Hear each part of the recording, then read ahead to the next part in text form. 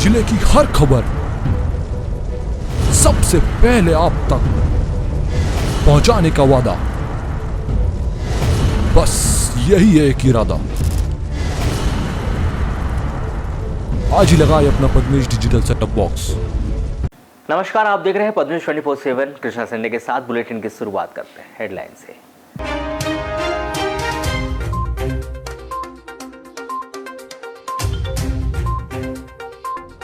जिला मुख्यालय की वन नर्सरी में लगे चंदन पेड़ों को काटकर चोरी कर तस्कर हुए फरार। मामले की जांच में जुटे वन अमला।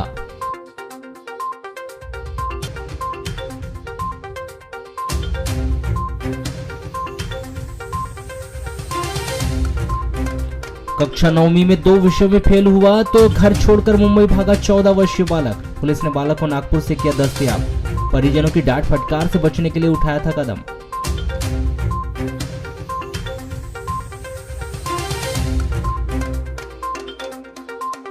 जिंदा होने का प्रमाण देने के लिए दर दर भटक रहा वृद्ध रिटायर्ड शिक्षक। सरकार से मिल रही पेंशन लेकिन जमीन जायदाद के मामले में घोषित हुआ मृत। खैलाजी जनपद के ग्राम पंचायत खैरी का मामला।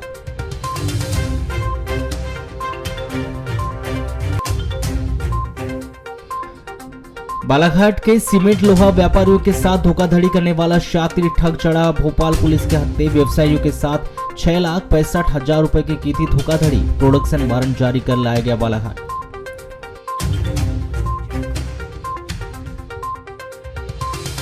वाराणसी उत्कर्ष सिटी में खड़े वाहन मालिकों से पार्किंग के नाम पर मालिक ने करवाई वसूली। सब्जी बाजार पहुंचे ग्रामीण सहित नगर वासियों में दिखा आक्रोश।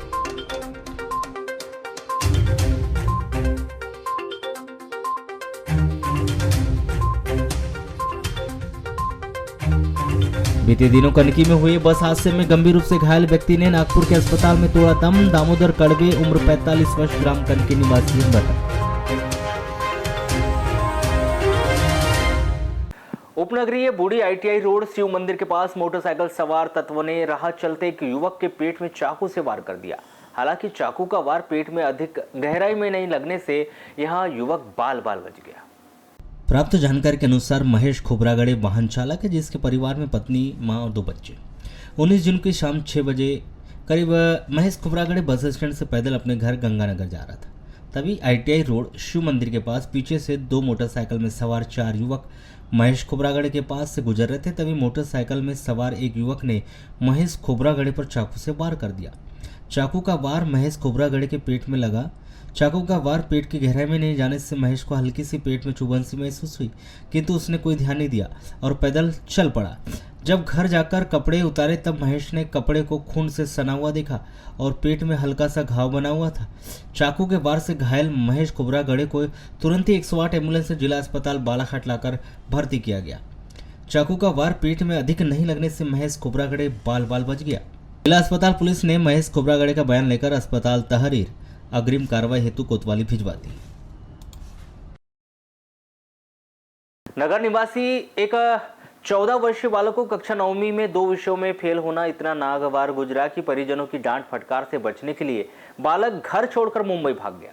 जिसकी गुमशुदगी की रिपोर्ट मिलने पर की गई खोजबीन में कोतवाली पुलिस ने घर छोड़कर भागे बालक को नागपुर से दस्तयाब कर उसे परिजनों के सुपुर्द कर दिया है। प्राप्त जानकारी के अनुसार 14 जून की रात नाबालिग बालक रात के 3 बजे घर से मोबाइल लेकर चोरी छिपे भाग गया। पुलिस को दिए गए बयान में नाबालिग बालक ने बताया कि घर से निकलने के बाद वह किसी अनजान व्यक्ति से लिफ्ट लेकर गोंदिया पहुंचा था। यहां रेलवे स्टेशन से मुंबई की ट्रेन पकड़कर मुंबई चले गया। उधर बालक के परिजनों के द्वारा घटना के अगले ही दिन बालक के लापता होने की रिपोर्ट दर्ज कराई, जिस पर पुलिस ने धारा 363 के तहत प्रकरण दर्ज करते हुए त्वरित जांच शुरू कर दी। वहीं साइबर सेल की मदद से मोबाइल लोकेशन निकालने पर पता चला कि बालक मुंबई से नागपुर आया है। बालक मुंबई से वापस नागपुर आया है और नागपुर में उसकी लोकेशन मिल रही है, जिस पर कोतवाली थाने में तुरंत एक टीम का गठन कर उस टीम को नागपुर रवाना किया गया। जहां कोतवाली पुलिस की टीम ने उक्त बालक को मोबाइल लोकेशन के आधार पर पकड़कर उससे पूछताछ की और उसे कोतवाली थाने ले गए, जहां बालक को समझाइश देकर उसके परिजनों के सुपुर्द कर दिया गया। वाराणसी नगर के सब्जी बाजार से लगी उत्कर्ष सिटी में खड़े वाहनों से उत्कर्ष सिटी के मालिक संजय कांसल के द्वारा पार्किंग के नाम पर अपने कर्मचारियों से वसूली किए जाने का मामला प्रकाश में आया है, जिसमें नगर पालिका कर्मचारियों के द्वारा मौके पर पहुंचकर वसूली को रुकवा दिया गया। वहीं कार्यवाही किए जाने की बात कही जा रही है। प्राप्त जानकारी के अनुसार बारासूनी नगर में प्रति मंगलवार को बाजार लगता है। यहाँ पर बारासूनी खैलांजी क्षेत्र से सब्जी व्यापारी अपनी सब्जी बेचने के लिए आते हैं। वहीं बड़ी संख्या में लोग बाजार करने के लिए दूर दराज से नगर में पहुँचते हैं, जहाँ प्रति मंगलवार के अनुसार 20 जून को भी बाजार भरा, जिसमें क्षेत्र के दूर दराज इलाकों से पहुंचे ग्रामीणों सहित नगर वासियों के द्वारा अपनी मोटरसाइकिलें, 4 पहिया वाहन सब्जी बाजार में अपनी व्यवस्था के अनुसार खड़ा कर दिया गया था। ऐसे में अनेकों लोगों के द्वारा उत्कृष्ट सिटी में अपने वाहनों को रोड किनारे व खाली मैदान में खड़ा कर बाजार करने वे चले गए थे, जहां से वे जब अपनी मोटरसाइकिल लेने के लिए पहुंचे तो उनसे मोटरसाइकिल का पार्किंग किराया मांगा गया, जिसकी बाकायदा उन्हें रसीद भी बाजार पार्किंग के नाम से दी गई, जिससे आमजन आक्रोशित हो गए और उनके द्वारा सवाल जवाब किए गए, जिस पर वसूली कर रहे युवकों के द्वारा उत्कृष्ट सिटी के मालिक संजय कांसल के द्वारा पार्किंग किराया की वसूली किए जाने की बात कही गई, जिस पर अधिकांश लोगों के द्वारा किराया देकर चले गए, परंतु कुछ जागरूक नागरिकों के द्वारा उक्त विषय को लेकर विवाद किया गया कि बाजार नगर पालिका के अधीनस्थ है, जिसकी शिकायत मुख्य नगर पालिका अधिकारी से की गई। तो तत्काल ही वहां से नगर पालिका का अमला मौके पर भेजा गया, जिनके द्वारा उक्त पार्किंग वसूली को बंद करवाने का कार्य आगे की कार्रवाई की जाने की भी बात कही गई। ये हर मंगलवार को यहीं गाड़ी खड़ी कर देते हैं, अब ज़बरदस्ती के पार्किंग का पैसा ले रहे हैं बोलते हैं। पिछले मंगल को भी मैं आया था तो ऐसा कोई पैसे वैसे वसूली का था नहीं, किस बात का वो ठेका हुआ है क्या हुआ है हमको कोई जानकारी है ही नहीं। वैसे भी मैंने ग्राउंड के बाहर गाड़ी खड़ी किया हूँ। कितना ले रहे हैं आपसे? 10 रुपये। 10 रुपये बाइक का। ये यहाँ पार्किंग का पैसा थोड़ी लगना चाहिए, और लगता अगर पार्किंग का पैसा ले रहे हैं तो अपना बैरिकेड बनाना चाहिए, पहले सूचित करना चाहिए कि भैया यहाँ गाड़ी खड़ी करोगे तो पार्किंग का पैसा लगेगा। जब मैं गाड़ी खड़ी कर रहा था तो मेरे को कोई जानकारी नहीं थी कि यहाँ भी गाड़ी खड़ी करोगे तो लगेगा करके। अब ये भाई साहब बोल रहे हैं कि यहाँ भी गाड़ी खड़ी करोगे तो लगेगा ही, ऐसा थोड़ी होता है। तो क्योंकि मंगलवार को यहाँ बाजार में आते थे अपना वाहन लेकर के, कोई पार्किंग का शुल्क नहीं लगता था, लेकिन अभी आए हम तो हमसे एक लड़का आया, बोलता है यहाँ गाड़ी खड़ी करने का पैसा लगेगा। हमने कहा कितना, तो बोले 10 रुपये 2 व्हीलर का और 20 रुपये 4 व्हीलर का। यहाँ देखिए आप, यहाँ लिखा हुआ है बाजार पार्किंग और उसका शुल्क। बाजार का मतलब ही होता है कि नगर पालिका के अधीन बाजार की व्यवस्था होती है, और नगर पालिका ने ऐसी कोई व्यवस्था नहीं बनाई है बाजार पार्किंग शुल्क की इनको लाइसेंस दिया हो। और जब लड़का बोल रहा है कि हमने 80,000 में ठेका लिए यहाँ से वसूली का, इस प्रकार से क्या एक सिटी के अंदर जो निजी संपत्ति मैं मानता हूँ उनकी कि उनकी निजी संपत्ति है, वो निजी संपत्ति में ऐसा नहीं कि किसी प्रकार से पार्किंग की वसूली हो। कहाँ मध्य प्रदेश में, पूरे भारत का कोई संविधान कहता है क्या कि किसी की निजी संपत्ति में गाड़ी खड़ी करने पर कोई पार्किंग शुल्क लगता हो? दूसरी चीज़, यदि ऐसा है कि यहाँ बाजार के कारण उनको अव्यवस्था हो रही है उनके निजी संपत्ति में, तो ये शिकायत करे, किससे? नगर पालिका से शिकायत करे, नगर पालिका इसकी व्यवस्था बनाए। या आम आदमी से गांव से आ रहे हैं जो बेचारे, उनसे 10 रुपये 20 रुपये की जो वसूली हो रही है, ये क्या न्याय है कि अन्याय है? अभी तक कितने लोगों से वसूली कर चुके हैं? लोग अभी देख रहे हैं आप, स्टैंड लगा हुआ है, वहाँ जाके देखिए, वहाँ भी वसूली हो रही है, और गाँव वाले भी दे रहे हैं पैसा, और गाली भी बक रहे हैं और चिल्ला भी रहे हैं, प्रशासन पर भी और नेताओं पर भी। किसका प्लाट है जिसमें पार्किंग बनी है? मान रहा हूँ मैं कि उत्कर्ष सिटी का कासल परिवार का प्लाट है, ये निजी संपत्ति है, लेकिन इस निजी संपत्ति में ये ऐसी व्यवस्था कि पार्किंग का शुल्क लगे। अगर आपकी निजी संपत्ति, तो मैं कह रहा हूँ सब्जी की दुकान ही क्यों लगने दे रहे हैं आप? सब्जी की दुकान ही नहीं लगेगी आपकी निजी संपत्ति में, तो पार्किंग का लफड़ा नहीं आएगा। ये बोले तो फिर भी समथिंग ये हर मंगल का है, ये परमानेंट नहीं तो कितने वर्षों तक लिया आपने ठेका? ये 1 वर्ष का है। एक वर्ष तक। किससे ठेका लिया है आपने? ये संजय भैया, संजय कासल से। कितने में लिया ठेका आपने? ये इसका मेरे को जो हर हफ्ते का बोले तो 300 रुपये उनको छोड़ना पड़ता है, यानी हफ्ते का 300 रुपये कासल जी को देना है। बिल्कुल। और उससे ऊपर ही हो गया वसूली तो वो मुझे रखना पड़ता है, आपको रखना पड़ता है। यानी फिर भी कितनी वसूली आती होगी हफ्ते में एक बार, ये मंगल के मंगल? पर फिर भी आ जाती है समथिंग 1000 रुपये। 1000 रुपये आ जाती है। 2 व्हीलर से कितना वसूल कर रहे हैं और 4 व्हीलर से कितना ले रही है? 4 व्हीलर से 20 रुपये। अच्छा, ये जमीन किसकी है जिसपे आप वसूल कर रही है? संजय भैया। संजय भैया की। आपने चर्चा करे थे उनसे? बिल्कुल। क्या बोले थे उन्होंने? उन्हीं ने मुझे बताया कि आपको यहाँ पे गाड़ी वगैरह जितनी भी लगती है रोड पर, उनको आने जाने में उनकी गाड़ियाँ प्रॉब्लम करती है, तो बोले उनकी जो गाड़ियाँ यहाँ से चोरियाँ भी जाती थी काफ़ी, तो उन्होंने बोले बेटा बोले तुम यहाँ पे बेटा बोले गाड़ियाँ लगवाओ, बोले साइड में, बोले उनकी गाड़ियों की देख करो, बोले और गाड़ियों से 10 रुपये लो, बोले 4 व्हीलर से 20 रुपये लो, बोले उससे बोले उनकी गाड़ियाँ भी सुरक्षित रहेंगी, बोले और उनका काम भी हो जाएगा, बोले। तो उन्हीं के कहने के मुताबिक मैं यहाँ पर पैसे। संजय भैया का पूरा नाम क्या है? संजय कासल।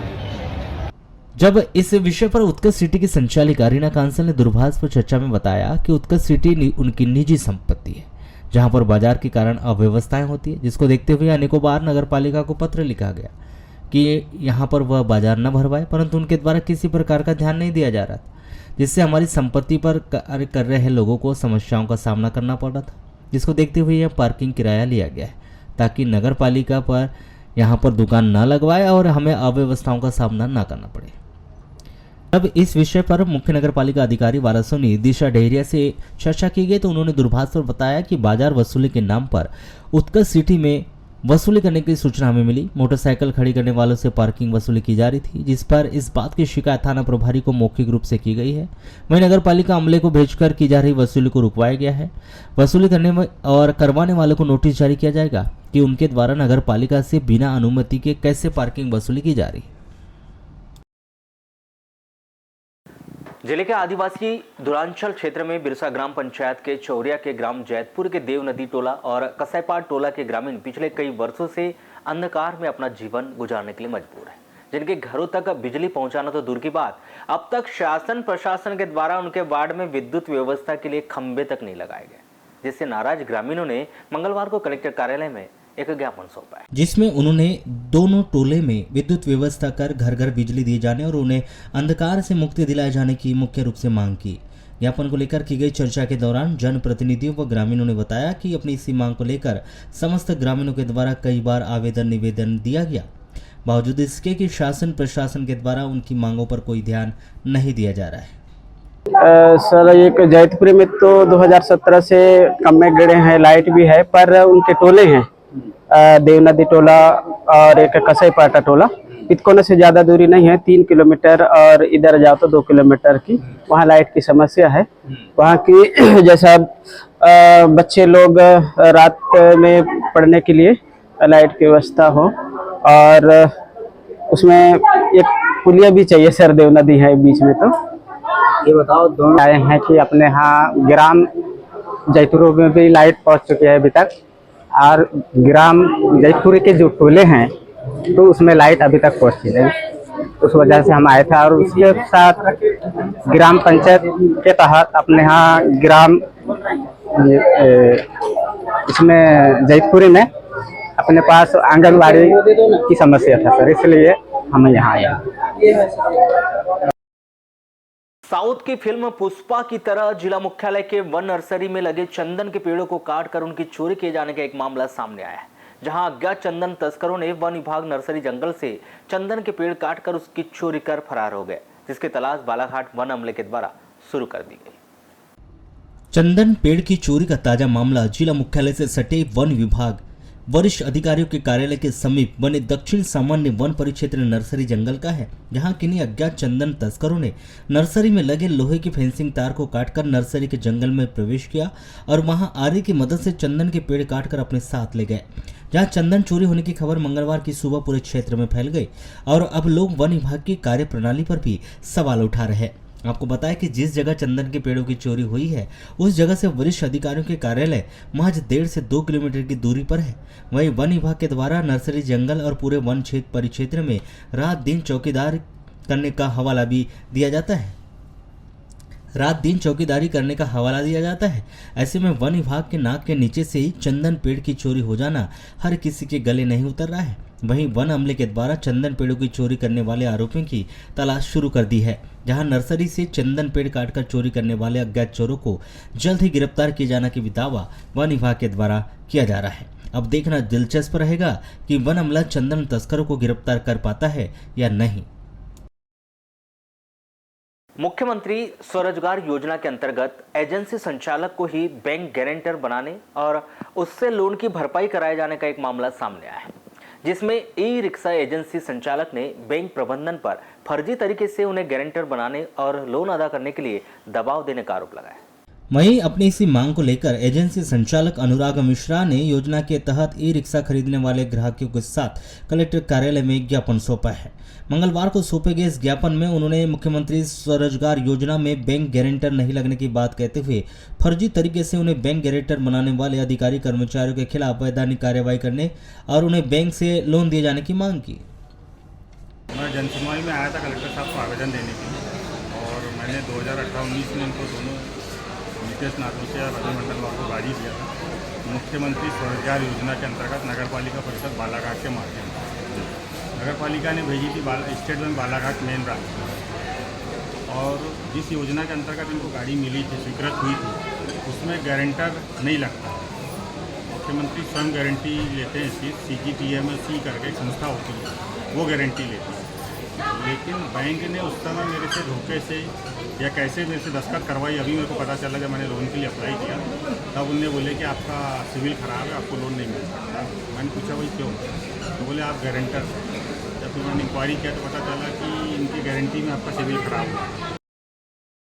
विद्वान अपर सत्र न्यायाधीश भूभास्कर यादव की बैयर की अदालत ने फर्जी अंग सूची के माध्यम से संविदा शिक्षक की नियुक्ति प्राप्त कर धोखाधड़ी करने के मामले में शिक्षिका श्रीमती सुनीता गौतम, पिता बाबूलाल गौतम, पति दुपेंद्र रांगडाले, 38 वर्ष, ग्राम देवरी, थाना हट्टा, हाल निवास ग्राम खैरगांव, थाना चांगोटला निवासी को 3 वर्ष के कठोर कारावास व 20,000 रुपए के अर्थदंड से दंडित किया है। अभियोजन के अनुसार 28 दिसंबर 2014 को परसवाड़ा के एसडीओपी नवल सिंह सिसोदिया को एक गुमनाम शिकायत प्राप्त हुई थी, जिसमें बताया गया था कि शासकीय प्राथमिक शाला चरेगांव में पदस्थ शिक्षिका सुनीता गौतम ने फर्जी अंग सूची के आधार पर नौकरी प्राप्त की है। इसकी जांच एसडीओपी नवल सिंह सिसोदिया के द्वारा की गई थी। प्राथमिक जांच में पाया गया कि सुनीता गौतम ने शासकीय विद्यालय लिंगा से कक्षा 12वीं की परीक्षा दी थी, जिसमें वह द्वितीय श्रेणी में उत्तीर्ण हुई थी। उसके पश्चात उसने असल अनुसूची में वर्णित अंकों को बढ़ाकर फर्जी तरीके से नई अंक सूची बनवाई और संविदा वर्ग 3 की वैकेंसी निकली थी, जिसके लिए फॉर्म भरते समय सुनीता गौतम ने 12वीं की प्रथम श्रेणी की फर्जी अंक सूची प्रस्तुत की थी और उसने फर्जी अंक सूची के माध्यम से नियुक्ति आदेश प्राप्त कर लिया था। प्रारंभिक जांच में धोखाधड़ी का मामला पाए जाने पर पुलिस थाना लामता में 0 पर प्रथम सूचना दर्ज की गई थी। आरोपी सुनीता गौतम का चयन जनपद पंचायत बिरसा के द्वारा किया गया था, इसलिए यह मामला थाना बिरसा को भेजा गया था। बिरसा पुलिस ने जांच करते हुए आरोपी सुनीता गौतम से उसकी असली अंकसूची और फर्जी अंकसूची जब्त की गई थी। माध्यमिक शिक्षा मंडल भोपाल तथा शासकीय विद्यालय लिंगा से आरोपी सुनीता गौतम के परीक्षा के अभिलेख प्राप्त किए गए। जनपद पंचायत बिरसा में आरोपी सुनीता गौतम के द्वारा नियुक्ति के समय प्रस्तुत किए गए फॉर्म और दस्तावेज को जब्त किया गया था। पूछताछ में आरोपी सुनीता गौतम ने बताया कि शिक्षक अजय वाजपेयी ने उसके नंबर बढ़वाने का आश्वासन देकर फर्जी अंक सूची बनाकर दिया था।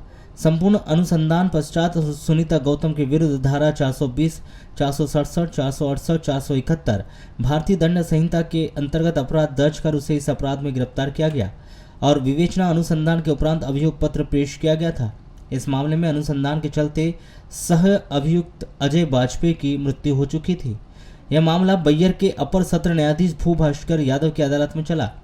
अभियोजन पक्ष आरोपी सुनीता गौतम के विरुद्ध अपराध सिद्ध करने में सफल रहा, जिसके परिणाम स्वरूप विद्वान अदालत ने मामले की परिस्थिति को देखते हुए साक्ष्य के आधार पर आरोपी सुनीता गौतम को धारा 471 के तहत 3 वर्ष के कठोर कारावास और 10,000 रुपये का अर्थदंड, धारा 420 के तहत 2 वर्ष का कठोर कारावास और 10,000 रुपये के अर्थदंड से दंडित किया।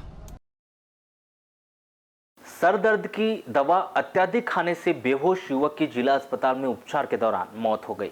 मृतक युवक राकेश पिता रमेश पिपलेवार 37 वर्ष, वार्ड नंबर 18, हजारी गली, बालाघाट निवासी है। जिला अस्पताल पुलिस ने इस युवक के लाश का पोस्टमार्टम करवाकर शव परिजनों को सौंप दिया है। प्राप्त जानकारी के अनुसार नगर के वार्ड नंबर 18 हजारी गली में राकेश अपनी मां कांताबाई पिपलेवार के साथ रहता था और सब्जी मंडी बालाघाट में मजदूरी करता था। बताया गया कि राकेश शराब पीने का आदी था। अधिक शराब के सेवन से राकेश का लिवर खराब हो गया था, जिसके कारण वह बीमार रहता था। 18 जून को सुबह 9 बजे करीब राकेश ने सरदर्द होने पर सरदर्द की दवा का अधिक मात्रा में सेवन कर लिया। उसकी हालत बिगड़ गई, वह बेहोश हो गया था। परिवार वालों ने उसे जिला अस्पताल बालाघाट लाकर भर्ती किया। यहाँ 20 जून को 12:30 बजे करीब उसके उपचार के दौरान मौत हो गई। पुलिस ने मृतक के पंचनामा करवाई के पश्चात शव को पोस्टमार्टम करवाकर शव परिजनों को सौंप दिया है और आगे मर्ग जांच की जा रही है। जिले के 3 थाना क्षेत्रों के सीमेंट लोहा व्यापारियों के साथ सीमेंट और लोहे की सरिया का सौदा करने के नाम पर 6,65,000 रुपए की ऑनलाइन धोखाधड़ी करने के मामले में भोपाल पुलिस के द्वारा गिरफ्तार किए गए शातिर ठग राजू पिता गजराज सिंह मेहर 36 वर्ष निवासी गेरेठिया दांगी बैरेसिया जिला भोपाल को बालाघाट पुलिस ने प्रोडक्शन वारंट पर बालाघाट लाकर पूछताछ की है। बरवेली पुलिस ने अपने यहां के एक मामले में भी इस आरोपी को हिरासत में लेकर जांच पड़ताल शुरू की है। बालाघाट पुलिस के मुताबिक राजू मेहर ने विगत दिनों बैयर निवासी यश ट्रेडर्स के प्रोपराइटर सुनील हिरवाने को अल्ट्राटेक सीमेंट का कर्मचारी बताकर सस्ते दाम पर सीमेंट दिलाने का सौदा करते हुए उनसे 1 लाख रुपए की धोखाधड़ी की थी। इस मामले में अपराध क्रमांक 419, 420, 406 अपराध दर्ज किया गया था। भरवेली थाने के मानेगांव स्थित केदार ट्रेडर्स के प्रोप्राइटर भुवन पंजेसर को शातिर ठग ने कामधेनु टीएमटी सरिया कंपनी का कर्मचारी बताकर लोहे की सरिया के सौदे को लेकर 3,40,000 रुपए की धोखाधड़ी की थी। इस मामले में भरवेली थाने में अपराध दर्ज। इसी प्रकार शातिर ठग राजू मेहर ने चांगोटोला के पीयूष हार्डवेयर के मालिक तारा बोथरा के साथ 30 क्विंटल लोहे की सरिया का सौदा 2,25,000 रुपए की धोखाधड़ी की गई। इस मामले में चांगोटोला पुलिस थाने में भी अपराध दर्ज किया गया। इस प्रकार इस शातिर ठग राजू मेहर ने बालाघाट जिले में 3 व्यवसायियों के साथ सीमेंट व लोहे की सरिया का सौदा करने के नाम पर 6,65,000 रुपए की ऑनलाइन धोखाधड़ी की। अपराध दर्ज होने के बाद इस शातिर ठग राजू मेहर की लगातार तलाश की जा रही थी। इसके बैंक खाते, मोबाइल सिम कार्ड, धोखाधड़ी से प्राप्त किए गए पैसों की खरीदी, कार तथा उपयोग किया गया व्हाट्सएप अकाउंट की जानकारी संबंधित एजेंसियों से प्राप्त की गई। एजेंसियों से जानकारी प्राप्त होने पर संदेही राजू मेहर निवासी गरेठिया दांगी बरेसिया जिला भोपाल के संबंध में जानकारी प्राप्त करने व पतासाजी करने हेतु भरवेली थाने के पुलिस स्टाफ ने भोपाल रवाना हुआ। वहां आरोपी के निवास तथा ग्राम तथा भोपाल में संदिग्ध ठिकानों में लगातार पतासाजी की जा रही थी। इस आरोपी शातिर ठग राजू मेहर के द्वारा अन्य थानों क्षेत्रों में भी इस प्रकार की धोखाधड़ी की थी। ऐसे एक मामले में थाना परवलिया सड़क जिला भोपाल देहात में 4 जून 2023 को आरोपी राजू मेहर को गिरफ्तार किया गया था। गिरफ्तारी के बाद वह भोपाल के जेल में था। सूचना प्राप्त होने पर भरवेली पुलिस के द्वारा आरोपी राजू मेहर के विरुद्ध माननीय न्यायालय में विधिवत प्रोडक्शन वारंट जारी करवाकर उसे बालाघाट लाया गया। पूछताछ में इस आरोपी राजू मेहर ने 3 व्यावसायिक प्रतिष्ठान के मालिकों को धोखाधड़ी करना स्वीकार किया है, जिससे और पूछताछ की जा रही है। इस आरोपी के पास से अभी तक एक मारुति सुजुकी ब्रेंजा कार कीमत 8 लाख रुपए, 9 मोबाइल सिम कार्ड व 1 मोबाइल फोन जब्त किया है। इस शातिर ठग इन दिनों पुलिस के रिमांड पर है, जिसे 21 जून को बालाघाट की विद्वान अदालत में पेश कर दिया जाएगा, जिसे बैयर और चांगोटोला पुलिस के द्वारा भी अपने यहाँ के मामले में रिमांड पर लेकर पूछताछ की जाएगी।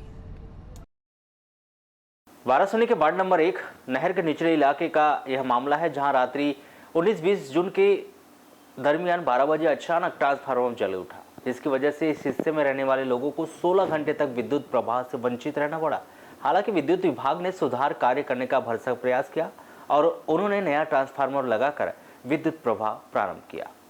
आपको बताएं कि नगर के निचले हिस्से के वार्ड नंबर 1 के अंतर्गत आने वाले लाल किवाड़ी नहर के पास लगा हुआ यह ट्रांसफार्मर 25 kV ट्रांसफार्मर बीती रात में जल गया। साथ ही एक धमाके जैसा आवाज भी हुआ। इस दौरान लोगों ने घर की बत्ती गुल हो गई और सभी लोग गर्मी की वजह से अपने अपने घरों से बाहर निकल गए।